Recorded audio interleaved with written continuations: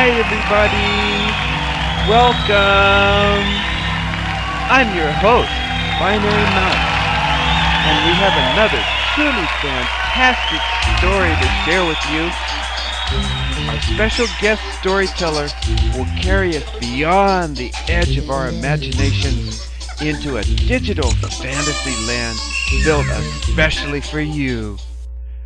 Watch, listen, and enjoy!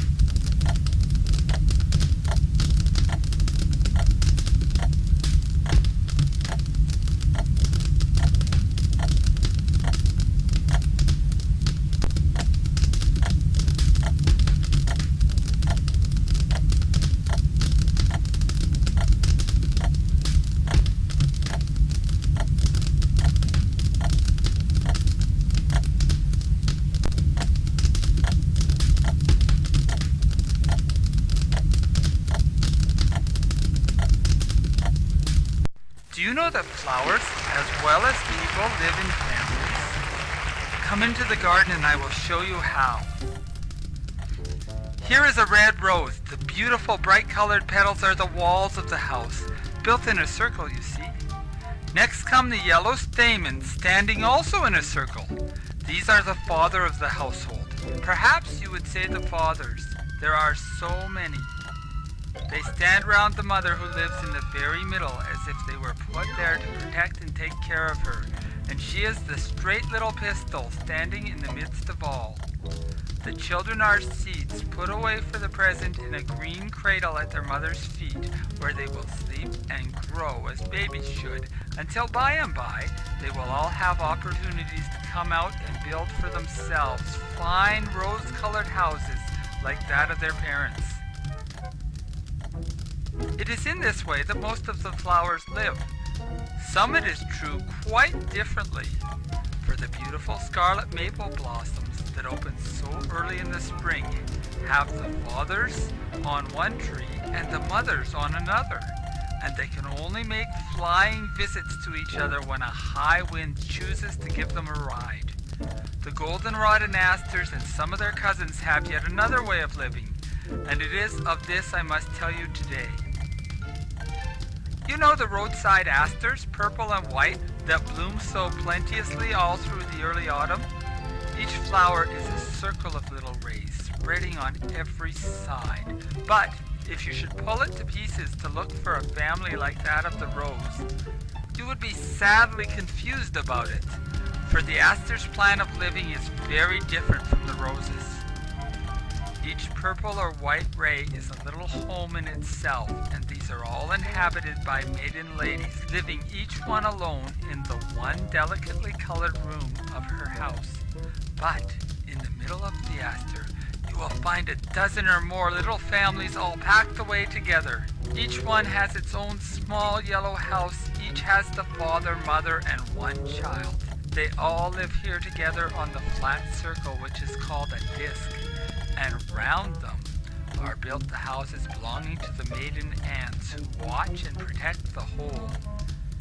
This is what we might call living in a community. People do so sometimes. Different families who like to be near each other will take a very large house and inhabit it together, so that in one house there will be many fathers, mothers, and children, and very likely maiden aunts and bachelor uncles besides. Do you understand now how the asters live in communities?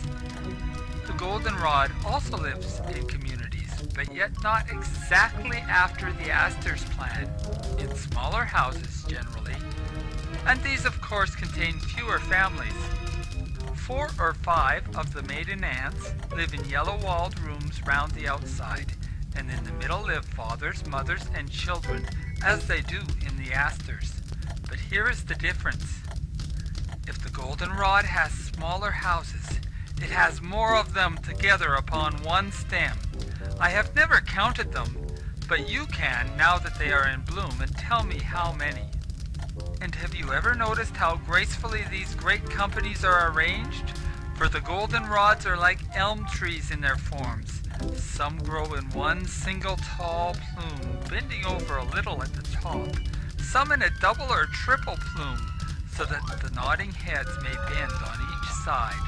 But the largest are like great Etruscan elms, many branches rising gracefully from the main stem and curving over on every side, like those tall glass vases, which I dare say you have all seen.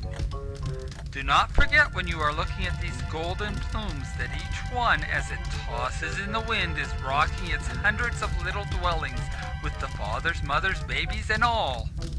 When you go out for goldenrod and asters, you will find also the great purple thistle, one of those cousins who has adopted the same plan of living. It is so prickly that I advise you not to attempt breaking it off, but only with your fingertips push softly down into the purple tassel. And if the thistle is ripe, as I think it will be in these autumn days, you will feel a bed of softest down under the spreading purple top. A little gentle pushing will set the down all astir, and I can show you how the children are about to take leave of the home where they were born and brought up. Each seed child has a downy wing with which it can fly and also cling, as you will see if we set them loose, and the wind blows them on to your woolen frock. They are hardy children and are not afraid of anything. They venture out into the world fearlessly and presume to plant themselves and prepare to build wherever they choose, without regard to the rights of the farmer's plowed field or your mother's nicely laid out garden. More of the community flowers are the immortelles, and in spring, the dandelions. Examine them and tell me how they build their houses, and what sort of families they have, how the children go away when the house is broken up, and what becomes of the fathers, mothers, and aunts.